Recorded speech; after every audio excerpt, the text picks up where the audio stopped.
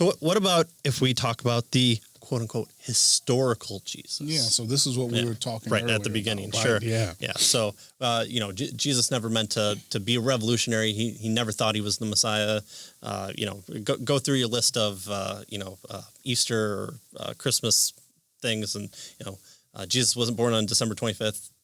That doesn't mean too much either. So, what are we talking about when we talk about the historical Jesus? Well, science is not the only field where the game can be rigged. Interesting.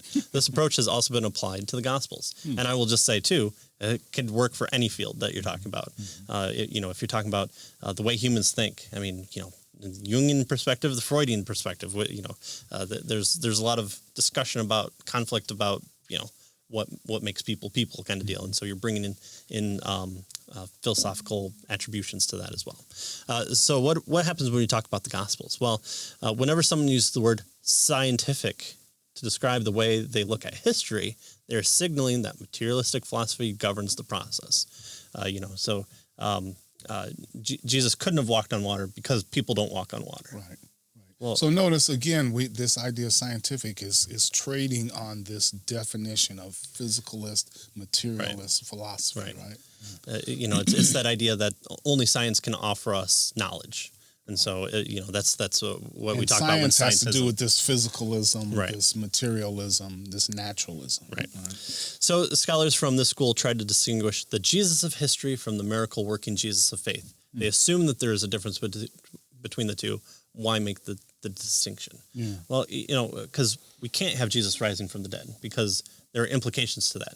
Now, I guess you could be, I think we kind of joked about this before in one of our past episodes. You could just say, well, I guess dead men sometimes do rise from the dead and be completely consistent within the materialist worldview. You just have to then, take the assumption that if it happened one time, it can happen again. So someone else comes to you and say, I rose from the dead.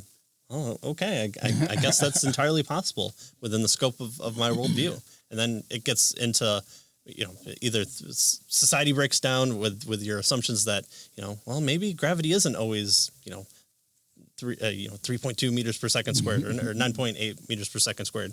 There are other implications why we don't want to have that divine foot in the door. Yeah, good. And so he says here that in academics, then everyone has a starting point. Sure. Whether, it's physical science or the Jesus Seminar folks. In fact, Robert Funk of the Jesus Seminar makes this clear.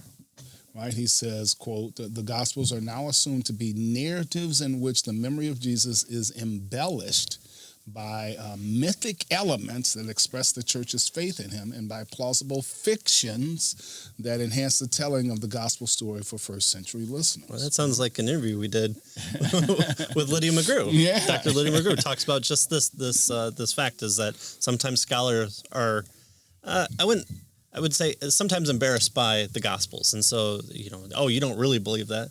Well, no, it's just the disciples, adding these stories to make a theological point. So it probably didn't happen then, or this was unlikely. Well, why is that the case? Well, because, and they'll give the reasons, and then you can talk about the reasons that they hold those things, and why is that the case, and are there good defeaters for that? Can we bring up reasons why that might not be the case, and that Scripture is trustworthy and all that it says? Well, yeah. Notice the significance of the starting point. When an academic begins with naturalism of a series of facts, they fall into place before any genuine historical analysis begins. So if I start out with saying there is no possibility for miracles, okay, Jesus walked on the water. Well, what could that be saying? Well, either it didn't happen, or maybe it means walk by the water. That makes sense. So he's kind of walking on the shore between the wet sand. So he's kind of walking on the water, but he's not, out there in the middle, commanding the storms to stop. Or in Funk's, position. Oh, they've kind of embellished it so that, they can improve their religion or something right, like that. Yeah. Right, yeah. Yeah. You die for it, but, you die for the lie. The resurrection is an invention. The miracles are myths. There is no prophecy in the Bible. The Gospels were written long after the events took place and not by eyewitnesses. Those are some of the things that are brought in because there are things like prophecy and the destruction of the temple, That's brought in. The book of Daniel, it's got to be written way later.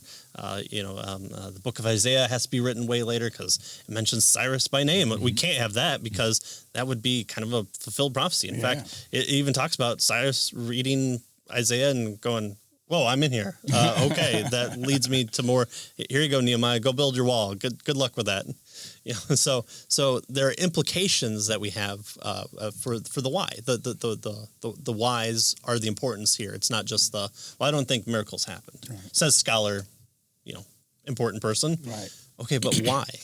And so if you leave out these things like prophecy, the Gospels were written long after. These are kind of reasons that you have built into your process because no one can tell the future. The future isn't written yet. Yeah. Or, so that's the assumption. That's history. the philosophical assumption, right? That they're making. No one's actually doing science. No one's sitting there and hammering on a piece of prophecy and oh nope, sorry, the tensile strength isn't there. Sorry, prophecy defeated.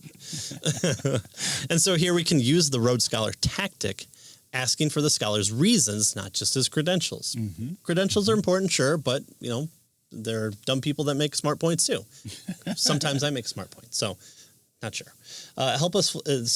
This helps us flush out this asking for the scholar's reasons. Helps us to flush out both the facts and the philosophy that may be corrupting the interpretation of the facts. Mm-hmm. And again, maybe there's no corruption of the facts, but everyone's bringing those assumptions, and so asking for those assumptions is an important point, and it's one of the reasons why presuppositionalists say, let's look at the starting facts first to see what we're bringing to the table, so at least we're clear on what's there, so that we can all see it and know what we're dealing with. Yeah, and so that way we can see if we're consistent within it. We can see if we're not allowing, and Nancy Pearcey talks about the box of reality, and so you put everything in and things land outside, right? And so you kind of have to cut off those things and say, well, there's no such thing as human freedom at all. It's all determinism, and because that fits into the pure naturalistic model of cause and effect. Right. And so everything that's an effect is a series of cause. Definitely not to the first cause, because you always have the